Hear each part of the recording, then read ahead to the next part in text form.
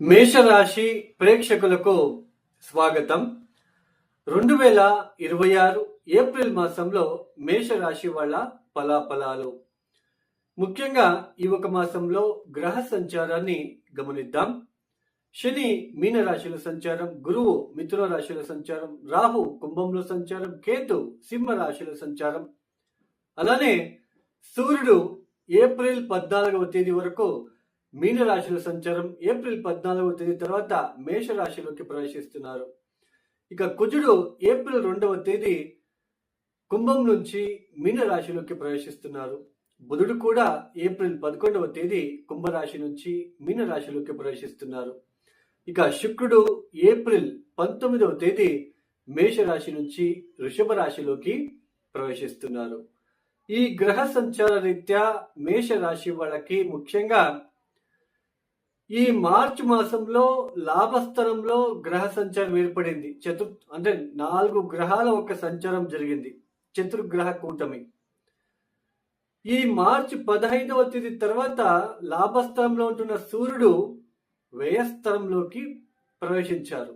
పంచమాధిపతి అయిన సూర్యుడు వ్యయస్థలంలోకి ప్రవేశించడము, శనితో కలవడము, శని అస్తంగతం అవడము. మేషరాశికి దశమాధిపతి ఎవరవుతారు? శని అవుతారు.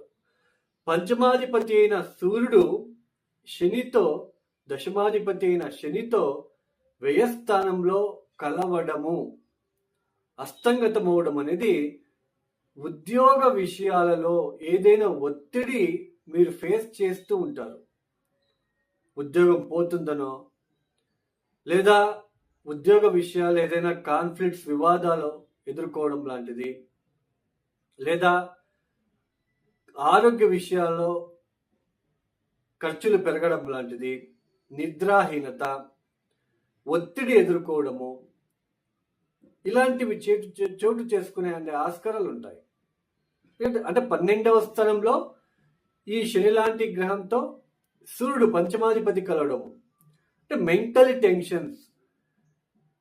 ఈ ఒక 2 గ్రహాల తాలూకు సంచలనం జరుగుతూ ఉన్న సమయంలోనే ఈ ఏప్రిల్ 2వ తేదీ కుజుడు కూడా ఎంటర్ అవుతున్నాడు.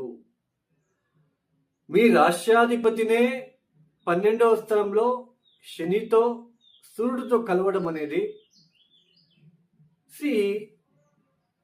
ఆరోగ్యరీత్యా కావచ్చు, సంతాన విషయంలో కావచ్చు, ఉద్యోగ విషయంలో కావచ్చు, ఆర్థికంగా కావచ్చు, మీకు కొంచెం స్ట్రెస్ఫుల్గా ఉండే ఆస్కారాలు ఉంటాయి.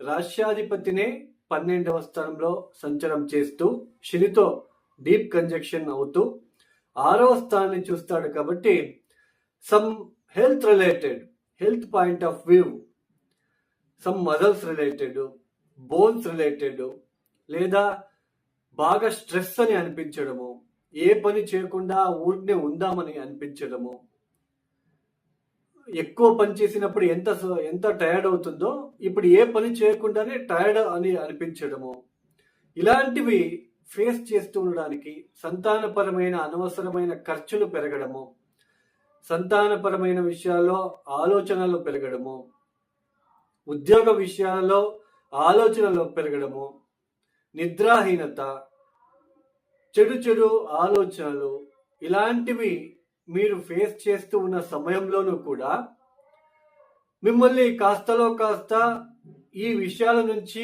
బయట పడేస్తున్న గ్రహం ఏంటి అంటే జన్మరాశిలో సంచారం చేస్తున్న శుక్రుడు మాత్రమే.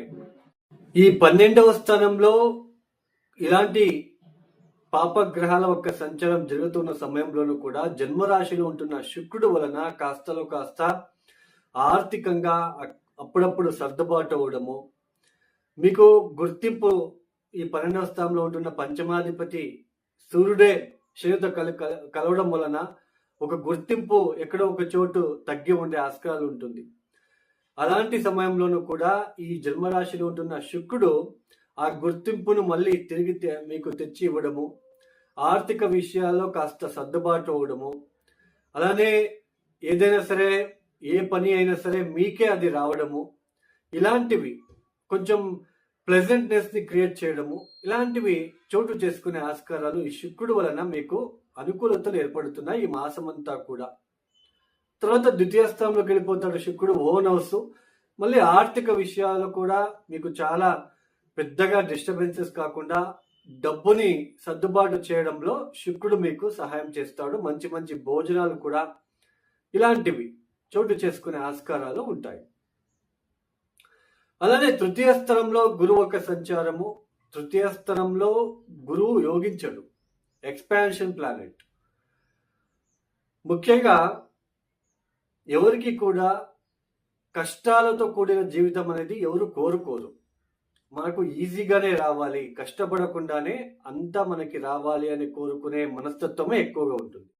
ఎక్స్పాన్షన్ ప్లానెట్ గురువు ఒక సంచారము తృతీయ స్థలంలో జరుగుతుంది కాబట్టి ఎఫర్ట్ ఎక్కువ పెట్టాలి.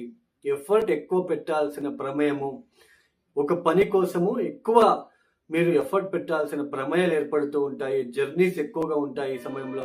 అంటే చిన్న చిన్న ప్రయాణాలు చేయవలసిన ప్రమేయాలు ఎక్కువగా కనిపిస్తూ ఉంటుంది తరచుగా. అంటే ఎక్స్పాన్షన్ ప్లానెట్ ఆయన ఏ హౌస్ లో ఉంటాడో ఆ హౌస్ కి సంబంధించిన విషయాలలో ఎక్స్పాన్షన్ ఇస్తూ వెళ్తాడు, విస్తరిస్తూ వెళ్తాడు. పంచమానికి వస్తే మన తెలివితేటల్ని విస్తరించుకొని మన తెలివితేటల్ని బాగా పెంచుకుంటూ మంచి మంచి లబ్ధిని పొందుకోవడానికి అవకాశాలు ఇస్తాడు.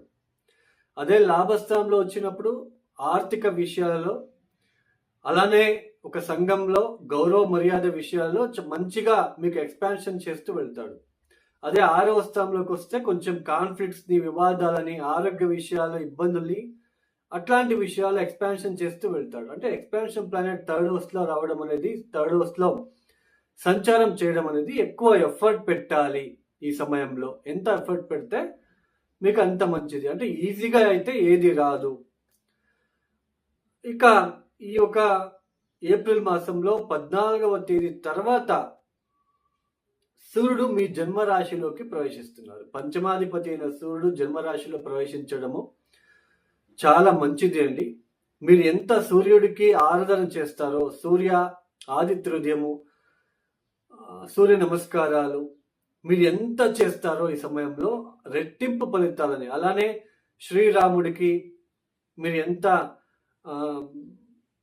పూజ చేసుకుంటారో, శ్రీరామ మందిరానికి వెళ్ళి గోధుమరవ్వతో చేసిన పాయసాన్ని కావచ్చు, లేదా గోధుమరవ్వతో చేసిన పాయసాన్ని మీరు ఎంత ఆకలితో ఉన్న వాళ్ళకి మీరు అందిస్తారో అంత మీకు పాజిటివ్ సైడ్లో మీరు తీసుకెళ్తారు. పంచమాధిపతి అయిన సూర్యుడు జన్మరాశిలోకి రావడం అనేది కాస్త కొంచెం షార్ట్ టెంపర్, అగ్రెసివ్ నేచర్ని పెంచినప్పటికీ ఎంతైనా ఫైరీ ప్లానెట్.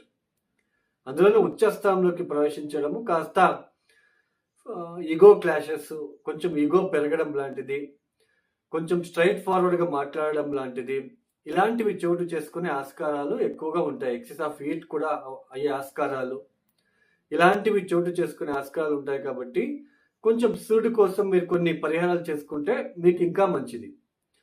అలానే పెట్టుబడి పెట్టే విషయంలో కూడా కాస్త ఆలోచించి నిర్ణయాలు తీసుకుంటే మంచిది. ఈగోతోనో అహంకారంతోనో మీరు వెళ్తే కాస్త ఇబ్బందికి గురయ్యే ఆస్కారాలు ఉంటాయి. అలానే బుధుడు కూడా 12వ స్థానంలోకి ప్రవేశించడము, 6వ స్థానాన్ని చూడడం అనేది అంత మంచిది కాదండి. కొంచెం జాగ్రత్తలు తీసుకోవాలి ఆరోగ్యరీత్యా. అలానే జర్నీస్ అనేది ఎక్కువగా ఉంటాయి. ఈ సమయంలో జర్నీస్ ఎక్కువ చేయవలసిన ప్రమేయాలు ఏర్పడుతూ ఉంటాయి. ముఖ్యంగా ఏప్రిల్ 17వ తేదీ నుంచి 22వ తేదీ వరకు కుజ, శని ఇద్దరు కూడా ఒకే డిగ్రీలో సంచారం చేస్తూ ఉంటారు. కాబట్టి కొంచెం ఆరోగ్యరీత్యా ఎక్కువ కాన్సన్ట్రేషన్ చేయడము, కొంచెం 12వ స్థానం అంటేనే కొంచెం దుస్థానం అవుతుంది. 12వ స్థానంలో ఇలాంటి పాపగ్రహాల ఒక సంచారం అనేది అన్వాంటెడ్ ఫియర్ని కలిగిస్తుంది. ఏదో తెలియని భయము, ఒత్తిడి, టైర్డ్నెస్ అని అనిపించడము, బాడీలో స్ట్రెంగ్త్ అనేది తగ్గడం లాంటిది అబ్జర్వ్ చేయడానికి ఆస్కారాలు ఉంటాయి. ఓవర్గా ఖర్చులు చేయడము, చెడు వ్యసనాలకు గురి అవ్వడం కూడా చోటు చేసుకునే ఆస్కారాలు ఉంటాయి. కాబట్టి కొంచెం జాగ్రత్తలు తీసుకోవాలి. ఎంత జాగ్రత్తలు తీసుకుంటే మీకంతా మంచిది, లేదంటే ఇబ్బందులు తెచ్చిపెట్టుకునే ఆస్కారాలు ఉంటాయి. ఎవరికి ఇది ఎక్కువ ఇబ్బందులు అంటే కుజ మహాదశ, శని మహాదశ ఎవరికైనా జరుగుతూ ఉంటే వాళ్ళు చాలా జాగ్రత్తలు తీసుకోవాలి. ఈ మేషరాశిలో పుట్టిన వాళ్ళు ఇక సూర్యుడికి ఆరాధన చేయడము, అర్ఘ్యం ఇవ్వడము, ఆదిత్యోదయము, గోధుమ చేసిన పాయసాన్ని అందించడము, అలానే హనుమాన్ చాలీస రాత్రి వేళ పడుకునేటప్పుడు 8 సార్లు చదువుకొని పడుకోవడానికి ప్రయత్నాలు చేసుకోండి. ఇక ఎవరైతే ఇవ్వడం చూస్తున్నారో నచ్చితేనే లైక్ చేయండి, షేర్ చేయండి, సబ్స్క్రైబ్ చేసుకోండి. ఇక సర్వే జనం సుఖినో భవంతు. ధన్యవాదములు. జై శ్రీరామ్.